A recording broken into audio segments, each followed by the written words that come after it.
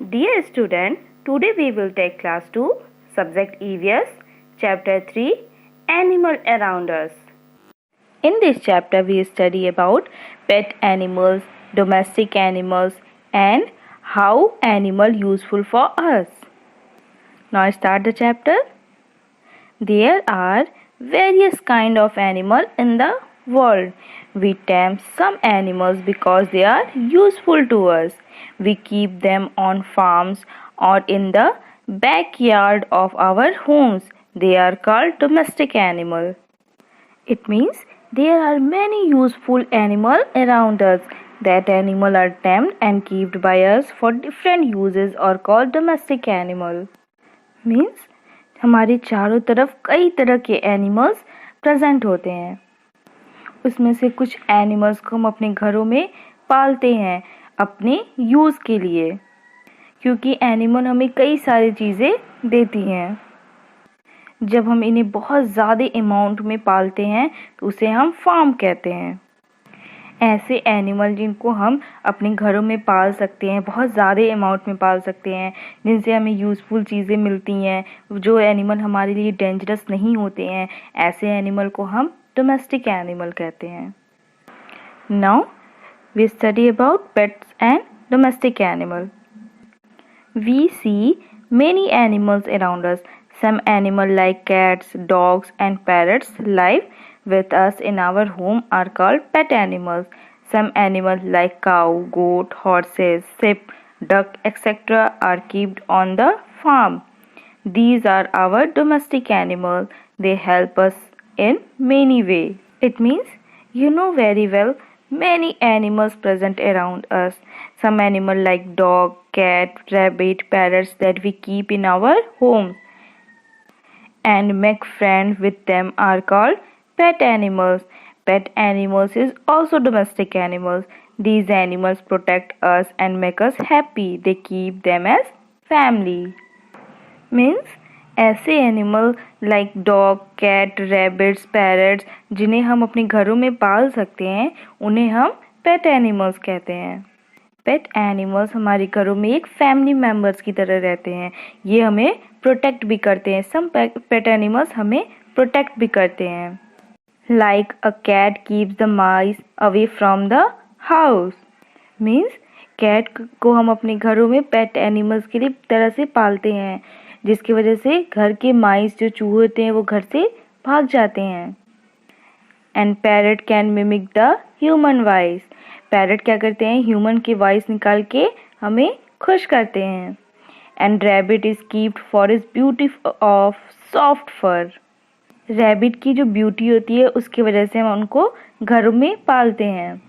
And a dog help us protecting our house from theft and also help police catching thieves. That's why dog is also called guard of our house.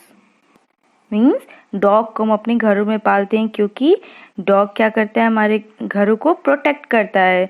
thief means चोर से, and also police को भी help करता है चोर को पकड़ने के लिए. That's why dog को हम guard of the house भी कहते हैं. You know, dog were the first animal to be tamed by man. Means domestic animal में और pet animal में dog ऐसा animal है, first animal है जिसको हम अपने घरों में पालना शुरू किए थे. And it is our duty that we keep pets animal in our house.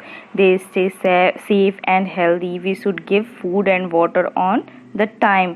We should also keep them their shelter and clean. Donkey is the only help us in work, not a pet animal.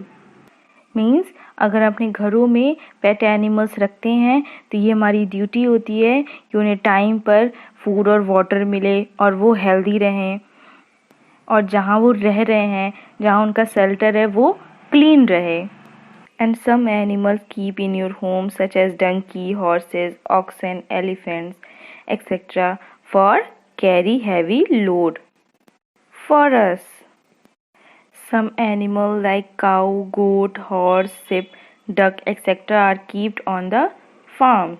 It means कुछ animal जैसे कि काऊ, गोट, horse, ship etcetera, इन सारे animals को हम बहुत ज़्यादा amount में पालते हैं और जहाँ हम इन्हें रखते हैं उस जगह, उस प्लेस को हम फार्म कहते हैं.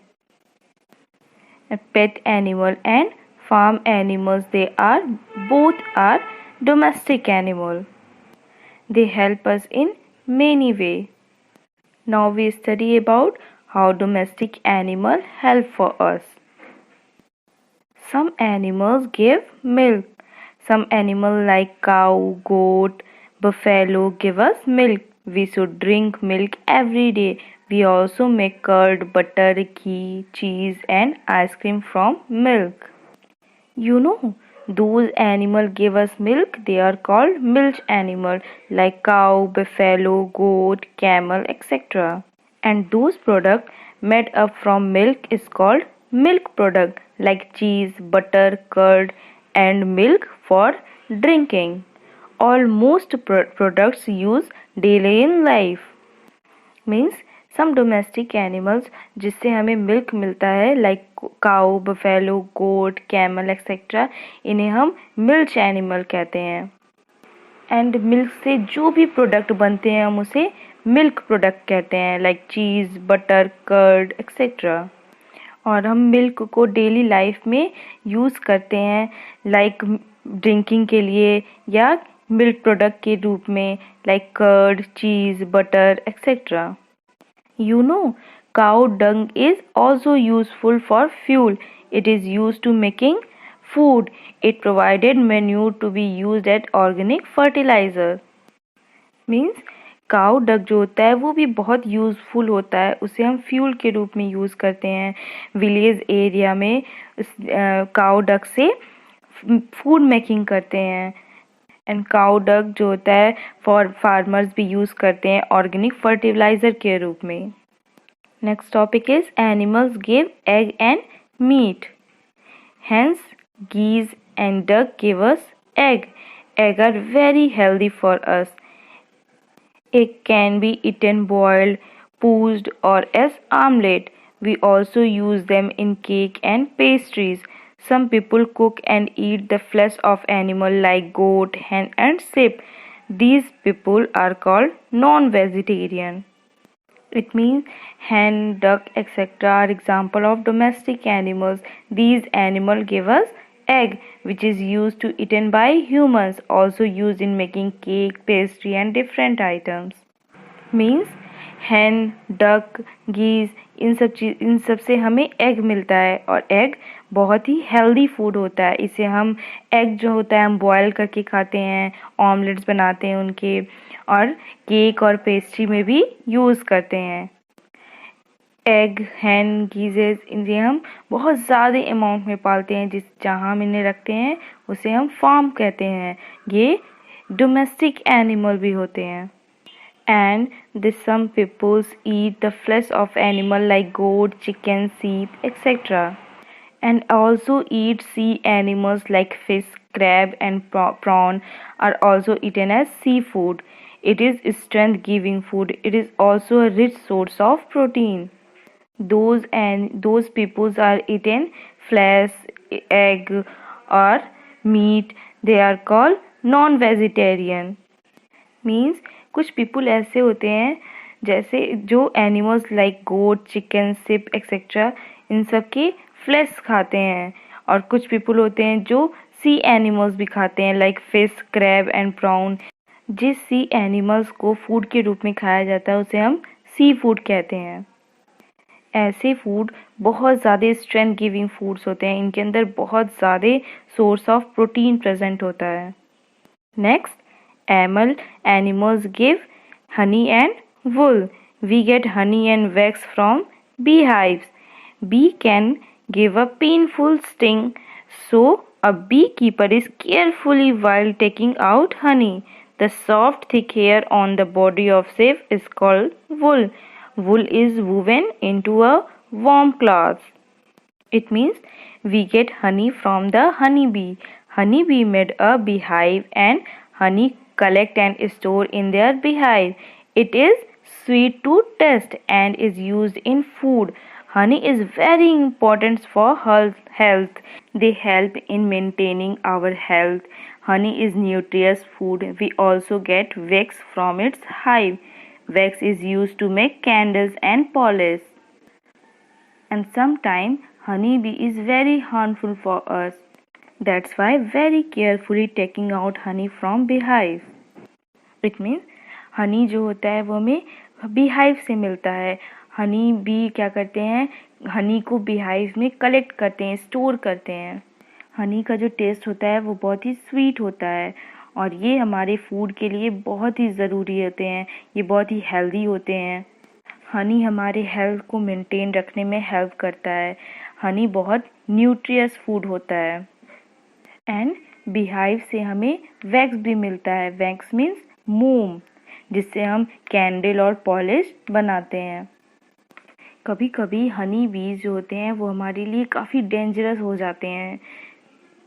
इसलिए जब हम हनी को हनी बीज से बाहर निकालते हैं तो बहुत केयरफुली निकालना पड़ता है, क्योंकि हनी बी का एक भी स्टिंग मीन्स डंक, एक भी स्टिंग अगर हमारे बॉडी पे स्टिंग कर दिया, मार दिया, तो वो बहुत ही ज़्यादा पेनफुल होता है. इसलिए हमें बीहाइव से जब हनी निकालते हैं उससे पहले हमें काफ़ी चीज़ों का ध्यान रखना पड़ता है. And now we discuss what is wool. The soft, thick hair on the body of sheep is called wool. Wool is woven into a warm cloth. It means the outer covering of the skin called flesh. It is used for made fibers. This fiber is used to make wool, and this wool is used to make woolens, cloths and blankets, etc. They protect in cold weather and they keep us warm. It means कुछ ऐसे animals हैं जिनसे हमें वुल मिलता है, like SIP, गोट, याल्क etcetera. इनकी जो skin का आउटर कवरिंग होता है वहाँ हेयर प्रेजेंट होते हैं. इन्हीं हेयर को हम कट करके निकाल लेते हैं, जिसे हम फ्लेश कहते हैं. इस फ्लेश को हम फाइबर्स में चेंज करते हैं और इसी फाइबर्स को हम फिर वुल में चेंज करते हैं. और वुल से हम वुलन क्लॉथ्स बनाते हैं, ब्लैंकेट बनाते हैं, जो हमें ठंडी के मौसम में, कोल्ड वेदर में हम ठंड से प्रोटेक्ट करते हैं, हमें हमारे बॉडी को गर्म रखते हैं. You know, wool is mostly obtained in Tibet and Ladakh because sheep, goat, yak etc. keep in very large amount. Means wool जो होते हैं अधिकतर हमें तिब्बत और लद्दाख से मिलती है, क्योंकि यहाँ पर सिप, गोट, याल काफ़ी लार्ज अमाउंट में पाले जाते हैं. You know Angora wool. Angora wool is a good quality of wool. This is obtained from Angora goat and Angora rabbits. Angora goats are found in hilly regions such as Jammu and Kashmir. The Angora rabbits is a variety of domestic rabbits used for its long soft wool. Means अंगूरा गोट जो होते हैं वो मतलब hilly region में पाए जाते हैं, लाइक जम्मू एंड कश्मीर के हिली रीजन पे. और अंगूरा रैबिट्स जो होते हैं उनके लॉन्ग हेयर प्रेजेंट होते हैं उनके स्किन पे. वही उसी स्किन से हम हेयर निकाल लेते हैं स्किन से, और उससे इसके हेयर से हम वुल बनाते हैं, जिसे हम अंगूरा रैबिट्स वुल कहते हैं. Wool is also obtained from mountain goats. The underfur of Kashmiri goats is soft. It is woven into fine shawls called pashmina shawl. You know pashmina wool? Let me tell you. Pashmina wool is a very good quality of wool. Pashmina वुल जो होता है वो हमें Kashmiri goats से मिलता है, जो mountain area में प्रेजेंट होते हैं. इस गोट का जो स्किन का आउटर कवरिंग होता है वो फर से कवर होता है. इसी फर को हम वुल में चेंज करते हैं, जिसे हम पश्मीना वुल कहते हैं. Now we discuss horse. Why is the camel called the ship of the desert? Camel called the ship of the desert because camel mostly live in desert area.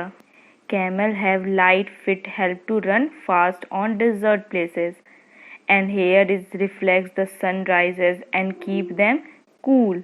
The bushy eyelid to protect